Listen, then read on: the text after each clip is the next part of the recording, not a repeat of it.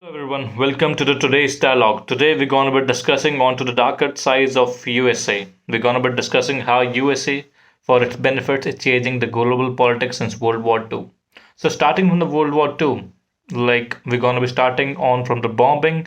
So as in August 1945, the USA decided to bomb cities of Hiroshima and Nagasaki of Japan. So the devastating impact of the bombing not only caused immediate destruction but also unleashed long-term consequences that would haunt the survivors for generations. The insidious effect of the nuclear radiation lingered far beyond the initial devastation. Survivors were known as hibakusa, faced an increased risk of developing various cancer, genetic mutation, and other health issues.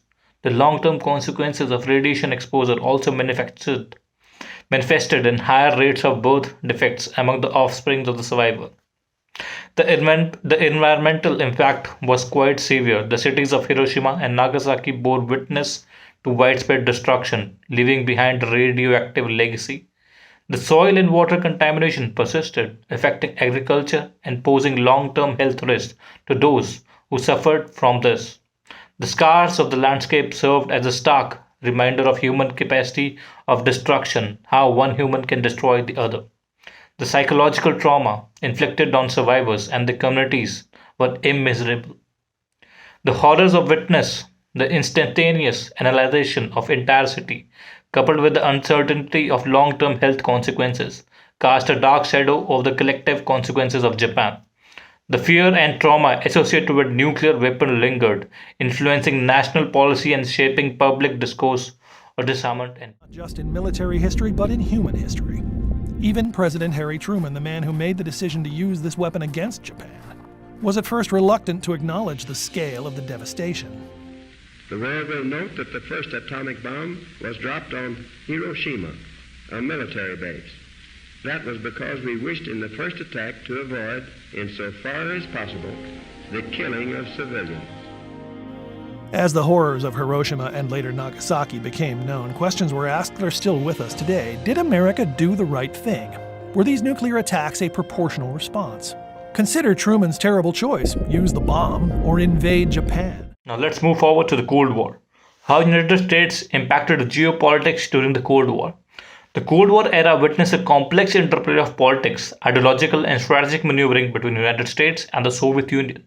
While both superpowers engaged in action that can be deemed objectionable, the focus here is on some of the negative aspects of the United States' conduct during this period and the reason behind the strange relationship with the Soviet Union. The United States, driven by the ideology of containment, implemented policies aimed at limiting the spread of communism. This often involved supporting authoritarian regimes with questionable human rights records as long as they were perceived as a bulwark against the Soviet influence. Instances of US intervention in countries such as Iran, Guatemala, Vietnam reflected an approach that prioritized geopolitical consideration over ethical principles. The arms race during the Cold War increased the global tension. The United States and the Soviet Union engaged in a dangerous competition to a mass nuclear arsenal, heightening the risk of catastrophic conflict. Proxy wars in various regions such as Korea, Vietnam further underscored the destructive consequences of the Cold War, with civilian population bearing the brunt of the ideological struggles.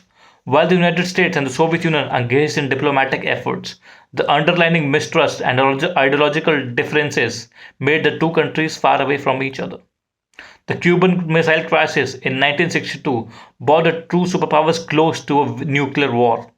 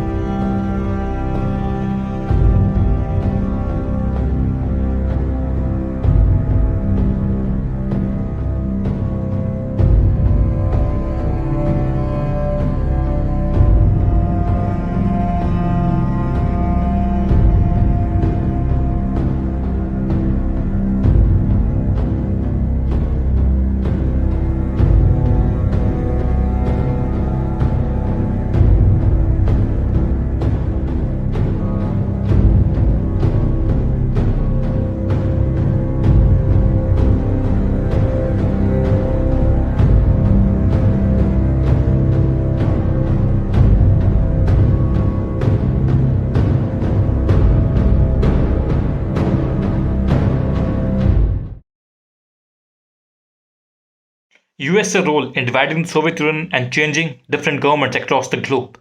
During the Cold War, the United States engaged in a strategy of containment to curb the influence of the Soviet Union and prevent the spread of communism. This strategy often involved supporting anti-Soviet movements and intervention in various countries, contributing to geopolitical shifts and changing in government structure. Let's discuss few of the examples. Let's discuss about Poland. The Solidarity movement in Poland, a trade union and social movement, gained significant traction in the early 1980s. Fearing Soviet influence, the United States supported Solidarity financially and diplomatically. The movement played a crucial role in challenging the communist government, leading to the political reforms and ultimately contributing to the dissolution of Soviet bloc. Now, coming on to Afghanistan, in 1980s, in response to the Soviet invasion of Afghanistan in 1979, the US provided extensive support to the Afghan resistance group, including the Mujahideens. The goal was to undermine the Soviet presence and drain its resources. The US support played a role in eventual withdrawal of Soviet forces, but the aftermath led to the rise of Taliban and other destabilization factors in the region. East Germany in 1989, the fall of the Berlin Wall in 1989 symbolized the end of the Cold War, and the reunification of the East and West Germany soon followed. United States diplomatic efforts and alongside internal pressures contributed to the collapse of the East Germany government. This unification marked a significant geopolitical shift and the end of Soviet influence in the region. In his 6 years in power, Mikhail Gorbachev transformed the Soviet Union from authoritarian dictatorship to fledgling democracy. He met with US presidents and slashed the Soviet nuclear arsenal. He allowed the Berlin Wall to fall and presided over the end of the Cold War and the start of warmer relations with the West. Sergei Stankevich is one of those who now assumes the mantle of power. A senior advisor to President Yeltsin, he's one of the younger generation of politicians taking over here. Though often opposing Gorbachev during the past 12 months, he says without the policies of glasnost and perestroika, he wouldn't have been able to express his political voice at all. He gave us a chance.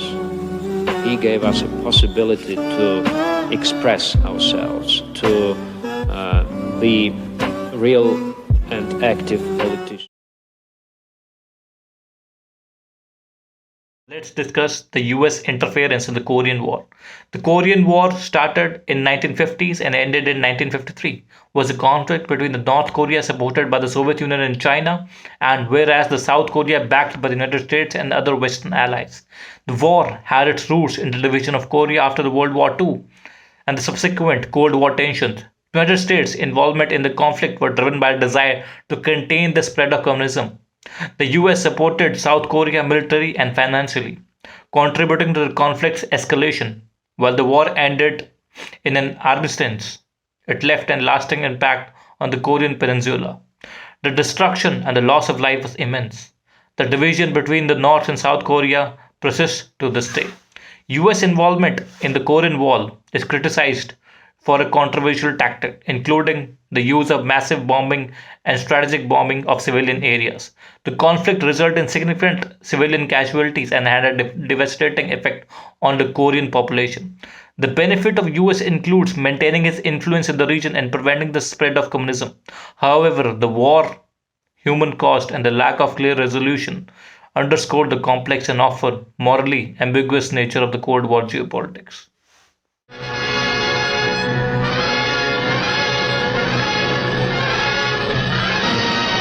In Korea, United Nations troops push on in the cautious advance against the communists.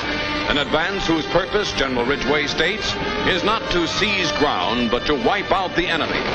The Chinese Red Army, fighting desperately in small isolated stands, prefers to give ground on wider fronts rather than join battle. And it's up to the infantry to clear out the pockets of die-hard communists.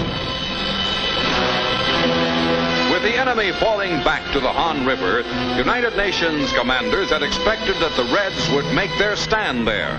But under a steady, withering barrage, GIs are able to cross the river and establish a beachhead. Within 2 hours, a pontoon bridge spans the Han, and United Nations troops and equipment pour across toward the capital city of Seoul.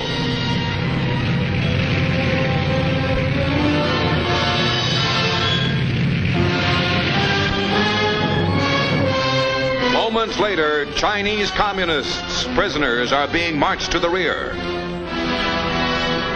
Seoul, too, falls into United Nations hands, this time not as a prime military target, but as the result of the clean United Nations sweep up the Korean peninsula. The once proud capital of the Korean Republic is a mass of ruins whose able-bodied men have been carried off to forced service in North Korea. Children and the aged are left to see the liberation of their city. Above Seoul, mud and the Marines take over. For once, the Marines almost meet their match as spring thaws slow down the United Nations push.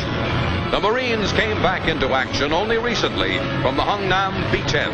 Despite obstacles, United Nations forces drive on to the 38th parallel, border of North Korea.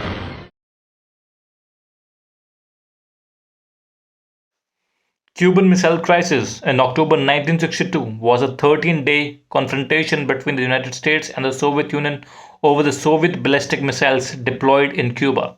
The crisis brought the two superpowers to the brink of a nuclear war and is considered to be the most dangerous moment in the Cold War. The United States discovered Soviet missiles installation in Cuba, leading to a tense standoff. The United States initiated a naval blockade of Cuba to prevent the further Soviet shipments, demanding the removal of the missiles. After intense diplomatic negotiation, the crisis was diffused when the United States agreed not to invade Cuba, and the Soviet Union dismantled its missile sites in Cuba. The crisis was the result of a Cold War tension and the US concern about the proximity of the nuclear weapon to its shore. While the resolution prevented immediate conflict, it highlighted the risk of a nuclear brinkmanship. Critics argue that the United States has engaged in similar actions such as deploying missiles in Turkey, which contributed to Soviet decision to place missiles in Cuba. The crisis demonstrated a dangerous game of nuclear one-upmanship played by both superpowers during the Cold War. As expected, the American embassy in London was the target of two factions. The pro-Russians, who are always good for a knock at the Americans, and the ban-the-bomb people. Petitions were delivered protesting against the president's blockade of the approaches to Cuba. The CND members were declaring that nothing short of abolishing nuclear arms could prevent another world war. When they sat down to reinforce the argument, they were removed. Busy time for the police.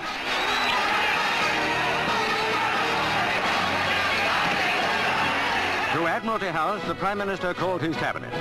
Britain was not consulted by President Kennedy, but neither the ministers nor the Premier would let that stand in the way of statesmanlike assessment of the crisis. They quickly endorsed the President's action. To Guantanamo, U.S. base on Cuba, the Americans sent strong reinforcements of Marines and withdrew dependence of the garrison. Meanwhile, the naval blockade against Russian and satellite ships nearing Cuba was put into effect. At the White House, making the announcement to the waiting world, Mr. Kennedy said that only a few days before, Foreign Minister Gromyko falsely assured him that Russia had put no rockets on Cuba. Photographic proof to the contrary was soon in the president's hands. What kind of rockets? The Moscow May Day parade had featured. So missiles of 1,500 miles range and more were pointing at American cities. From Russian ports for a long time now, military supplies have been sent to Cuba. Not only rockets, but bomb-carrying planes. And so close is Cuba to the States that the warning system would be useless. American men of war rapidly deployed, and to the red ships bound for Cuba went orders to change course. Khrushchev knew President Kennedy was not bluffing. The world's biggest warship, the aircraft carrier Enterprise, and all the other ships meant business. In Cuba, President Castro long ago chose to ally his government with Russia, a course he may regret. He made his allegiance clear at the United Nations 2 years ago. The Russian leader played up as only he can. But as we go to press, it is announced that he will suspend shipments of arms to Cuba. Kennedy has spoken and acted in the way the Soviet understands. The blockade serves its purpose, but not all tension is yet lifted. America wants those rocket sites removed from Cuba.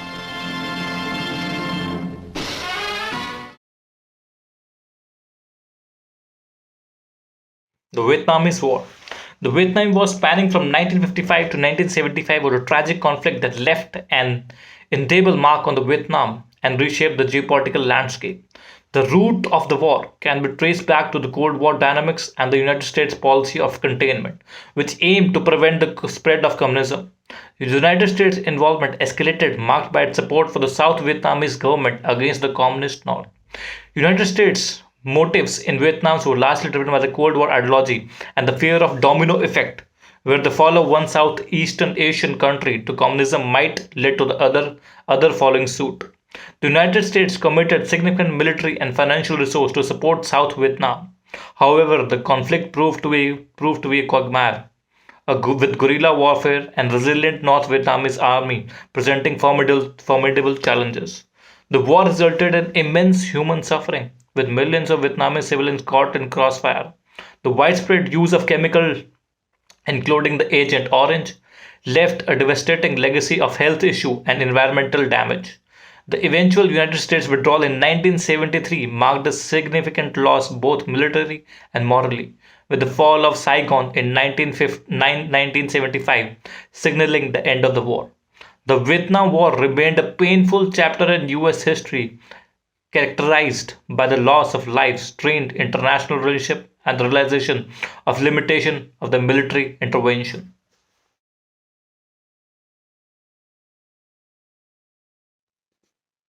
The control in the Middle East. The United States' strategic influence in the Middle East had driven by the region's vast oil reserves, which hold critical importance for the global economy.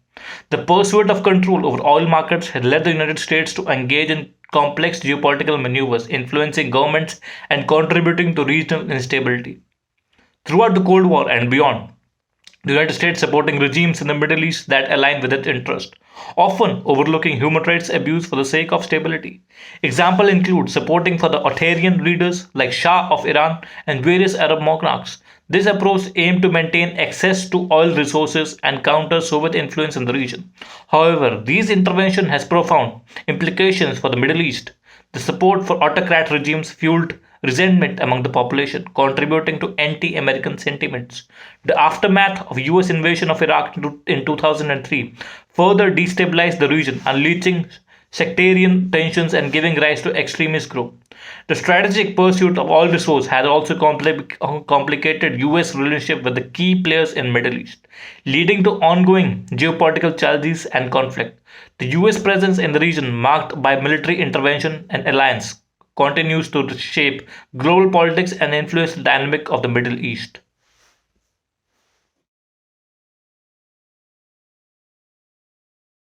The Iraq War. The Iraq War in 2003 was marked by the US invasion of Iraq to eliminate the weapon of mass destruction and remove Saddam Hussein from power. However, the justification provided by the United States government, including misleading information about the weapon of mass destruction, concealed deeper motives, particularly control over Iraq's oil resource and economic interest. The capture of Saddam Hussein and the subsequent occupation of Iraq did not lead to the expected stabilization of the region. Instead, the power vacuum left by Hussein's removal gave rise to sectarian violence and insurgency. The war had devastating consequences for Iraqi civilians, with thousands of lives lost and the country left in a state of political and social turmoil.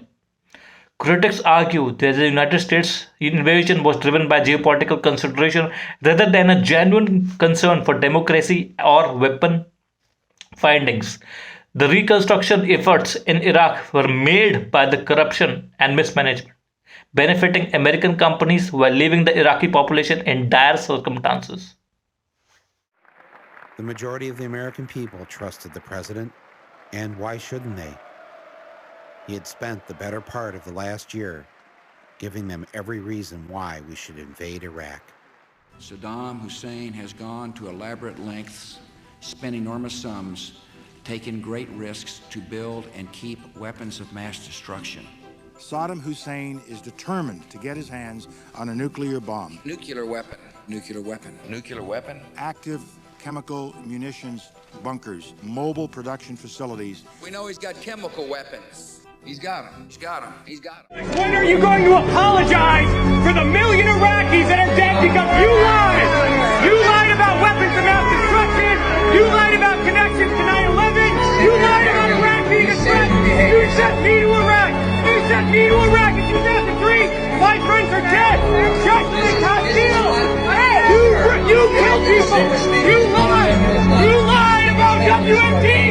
million Iraqis are dead because you lied. My friends are dead because you lied. You need to apologize. Apologize. United States supporting the Taliban. In 1980s, during the Soviet-Afghan War, the United States provided support to Afghan resistance fighters, including the Mujahideen, which included faction that later formed the Taliban. The goal was to counter Soviet influence in the region. However, after the Soviet withdrawal, internal conflicts in Afghanistan ensued, and the Taliban eventually emerged as a dominant force. Fast forward to 2001, the Taliban, which has taken control of Afghanistan, found itself at the center of global attention following the 9/11 terrorist attack. The orchestrator of the attack, Osama bin Laden, has found refuge in Afghanistan under the Taliban's protection. In response, the US demanded the Taliban to hand over bin Laden and dismantle terrorist training camps. The unintended consequences of the past alliance with the Afghan resistance fighter became glaringly evident. The Taliban's refusal to comply with US demands led to the US led invasion of Afghanistan, marking the beginning of a conflict that continues to this day. The initial support for the Mujahideen against the Soviet Union had led the United States to fight a war with the Taliban, and the consequence of that was it has changed the geopolitics of the region. The geopolitics of the region.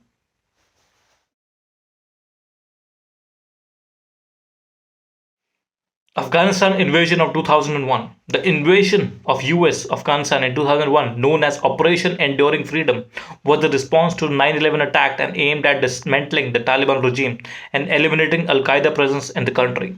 While the initial goal was to disrupt terrorist network, the intervention extended into nation building efforts and counter-insurgency operations. The use of drone attack aimed at targeting militants often resulted in civilian casualties, raising concerns about the ethics and effectiveness of such tactics. Prolonged conflict, insurgency, and the challenging terrain of Afghanistan contributed to the difficulty of achieving long-term stability. The war has significant humanitarian toll, with civilian casualty, displacement, and the erosion of basic services. The conflict, protracted nature, and the complex political landscape in Afghanistan underscored the challenges of external intervention in the region marked by historical and cultural influences. The International Criminal Court has said that US forces might face a full investigation into war crimes in Afghanistan. Prosecutor Fatou Bensouda said that she had a reasonable basis to believe that war crimes, including torture, had been committed. Her preliminary report singled out the Taliban and Afghan government forces, as well as US forces and the secret detention centres used by the CIA. The possible charges relate to the period between 2003 and 2004, although allegedly continuing in some cases until 2014. The US is not a member of the court, but can face prosecution for crimes committed within a country that is, such as Afghanistan.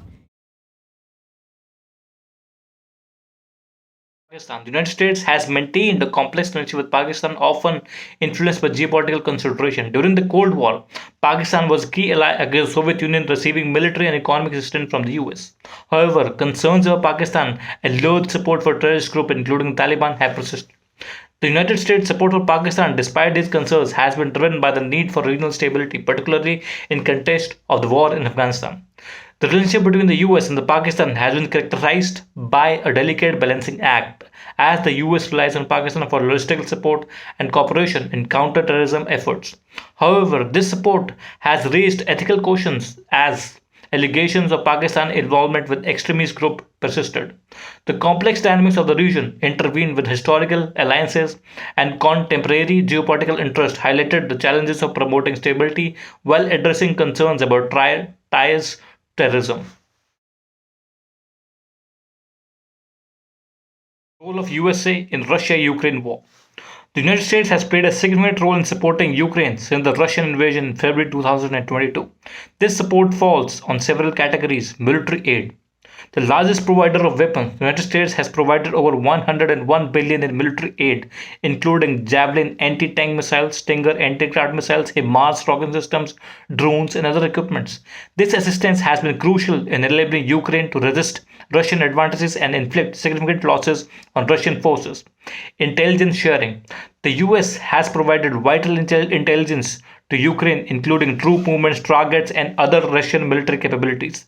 This helps Ukraine plan its strategies and avoid Russian ambushes. Training and assistance. The US, along with other NATO allies, has provided training to Ukrainian troops on weapon systems and military tactics. This training has improved the professionalism and effectiveness of the Ukrainian military. US has also helped Ukraine in economic and humanitarian aid as well, providing food, shelter, medical supplies, and other essential items to the Ukrainian civilians affected by the war. Diplomatic support. Leading the international response. The US has spearheaded the international efforts to condemn Russia's aggression and isolate it diplomatically. This includes leading the call for sanctions against Russia and coordinating the expulsion of Russia from international organizations. Supporting Ukraine's sovereignty and territorial integrity. The US has repeatedly reaffirmed its commitment to Ukraine's sovereignty and territorial integrity, including Crimea and Donbass. So now let's talk about how US is funding the Israel-Hamas conflict. The US has been a close ally for Israel and provided significant military and financial support. This support raised questions about the US role in the conflict between Israel and Hamas in Gaza. US support for Israel, like in military aid. The US is Israel's largest military supplier, providing billions of dollars in aid annually. This includes advanced weaponry like F-35 fighter jets, Iron Dome missile defense system, and other sophisticated equipments. US is also providing diplomat support to Israel, financial aid as well, which close up to 3.8 billion. Impact on the conflict. US support for Israel has been criticized for. Critics argue that US support allows Israel to act with impunity and disregard Palestinian rights. They argue that US arms sales and diplomatic shields make it difficult to achieve a lasting peaceful agreement. Critics argue that US support weakens the Palestinian Authority and hinders the establishment of the independent Palestinian state. US benefits from the war. The US sees its support for Israel as serving several interests. Strategic alliance. Israel is considered a valuable partner in promoting US interest in the Middle East. Shared values. US sees Israel as a diplomacy and with shared values such as freedom and democracy. US operates with Israel on counterterrorism efforts and intelligence sharing as well. As Russian troops poured across Ukraine's border, kicking off the Russian invasion in late February, something else was happening at the same time in New York. The stock prices of the biggest U.S. weapons manufacturers spiked, many eventually climbing to their highest point in years. War is good business for parts of the economy. Historically, it doesn't mean the defense contractors cynically want it. I know a lot of people in these companies, and they're as heartbroken by the war in Ukraine as the next person. But yes, war is good business for certain parts of the economy. The latest American weapons shipments to Ukraine include systems like scores of 155mm howitzers that haven't been sent before, Switchblade and Ghost drones, hundreds of armored personnel carriers joining the now well-known and brutally effective Javelins and Stingers on Ukraine's battlefields. Sometimes we will speak softly and carry a large javelin because we're sending a lot of those in as well. Javelins are made in part by Raytheon, whose CEO said last month they do expect to benefit from the need to replenish U.S. stocks. We don't apologize for making these systems, making these weapons.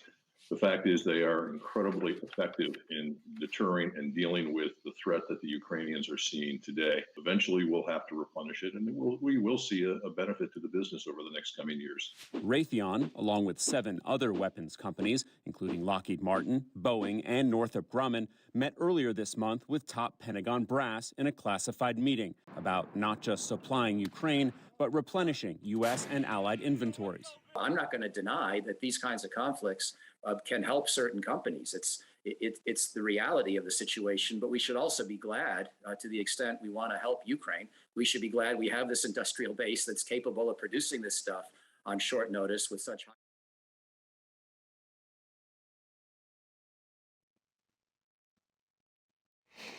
Some people worry that the United States, being the largest supplier of weapons in the world, selling a lot of weapons to other countries, This raises a question about whether US is involved in conflict just to make money from selling more weapons. Critics say that US might benefit from war continuing because it means more demand for weapons and military gear. The situation is complicated because economic interest and political consideration are mixed together. This makes people concerned about why the US support different nations militarily. The US government and the defense industry argue that they provide military aid to help allies keep regions stable and address common threats. However, there are ongoing debates and concern about the connection between selling weapons, giving military aid, and the continuation of conflicts. It's a complex issue that people are still discussing and trying to understand. It's crucial for the people to stay informed and engage in discussion about ethical implications of weapons sales and military involvement, as these decisions can have far reaching consequences for both the United States and the world. Till the next time, stay informed and keep the dialogue live.